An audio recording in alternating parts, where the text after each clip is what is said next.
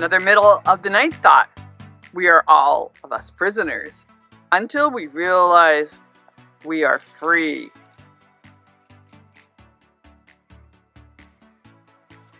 Because freedom or feeling constrained or feeling free is a state of mind, and it's not dependent on external circumstances.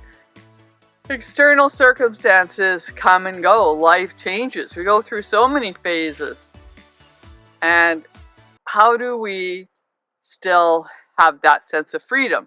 Freedom to make choices, freedom to decide what we like, freedom to feel the way we want to feel.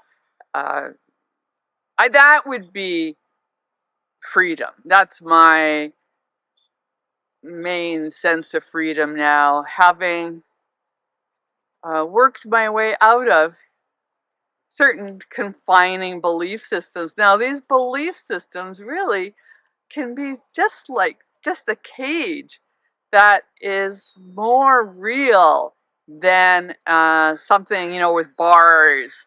With bars, you just need someone to come along and unlock it and you're free. Or maybe it's something you could bash your way through. But those internal bars, those barriers, those prisons, boy, they can, because lots of times we don't even realize that we're in a prison. That's the thing. We've grown up with certain beliefs. I was raised as the fundamentalist Christianity, which I'm very grateful for, because it was a very useful framework in as much as it set up all kinds of things going forward in life. And when it came time to kind of emerge and find my way out of it, well, that was a lot of fun. And that's my favorite thing, is breaking free or finding that freedom. I love it.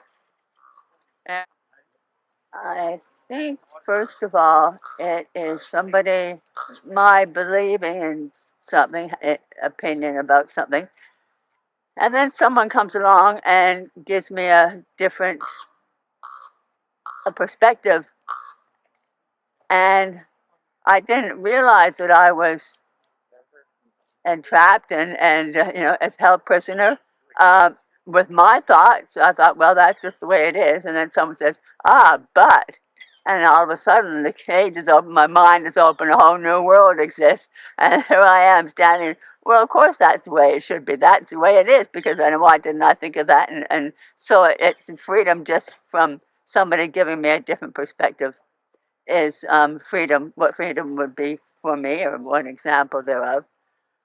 The moment all I can think of is that opening a door, opening a door and going out into the world and, brought up at home in one way, and then you open the door and all of a sudden you go out in the world and say, hey, wait a minute, this isn't how I was born, this isn't how I grew up, and see the way everybody else is living and their perspectives and their opinions, and it's so liberating and broadening of whole spirit and so on. So that's one way that I have experienced this feeling trapped, and then all of a sudden somebody says something, or I get out in the world and see other people doing things, and I think, oh, wait a minute.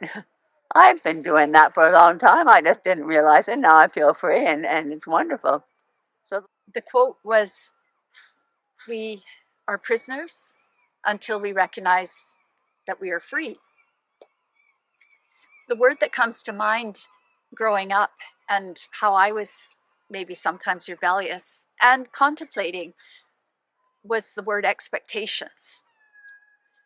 So I wondered if societal expectations had a really good purpose, that we needed that, but you knew that all over the world things were different. Children were playing outside, and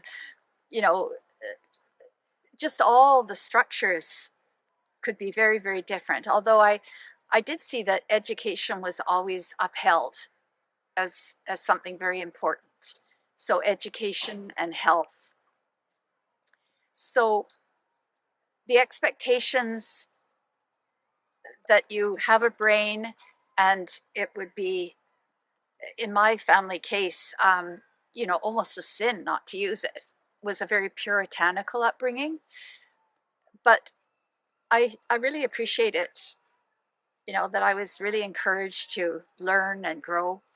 And then the health part, that it's our personal responsibility.